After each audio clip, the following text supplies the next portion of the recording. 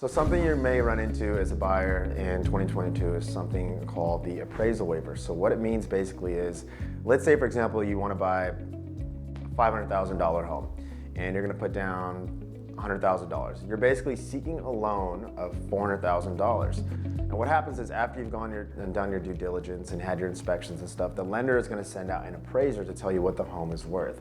In this case, if you offered $500,000, you want it to be worth $500,000, but they're only giving you the loan of $400,000. So if it appraises for anything below $500,000, there's now a gap in what you offered and what the home is worth.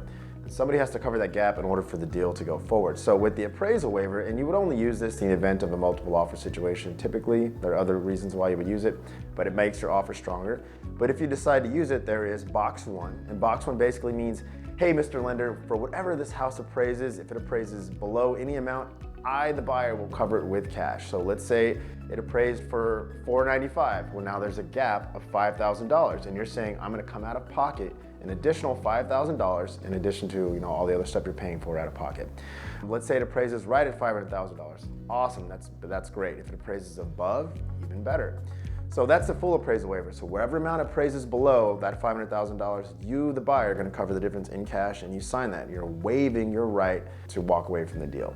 Box two is you're going to limit that to a certain amount. So let's say you're saying, hey, I'm saying the house is worth at least $490,000. So let's say it appraises for $489,000. Well, now you can walk away from this deal because you're saying, hey, I was only willing to pay an additional $10,000 out of pocket, but it appraised, for $11,000 below the value of what I offered, so I can walk away from this deal. So that's a way to kind of limit how much you want to come out of pocket. It's just a question of how much cash do you have and how badly do you want this house and how competitive do you want to make your offer. The third box is a box that says, hey, I'm basically limiting myself to if it doesn't appraise for at least a certain amount, I can still walk away from this deal, because let's say that it doesn't appraise, it appraises at $489,000 again, but because you put down a huge down payment, like say you put down $200,000, you may still satisfy the lender's requirements, in which case they're like, well, it doesn't appraise, but we're still gonna give you this loan because we are so happy with the huge down payment you did. That's a way for you to limit yourself as well, because if it doesn't appraise for the $500,000, you're coming out of pocket for even more cash. Typically, you're only gonna use the first two boxes. If you wanna make a really competitive offer, box one, but make sure you have the cash and make sure you fully understand what you're signing.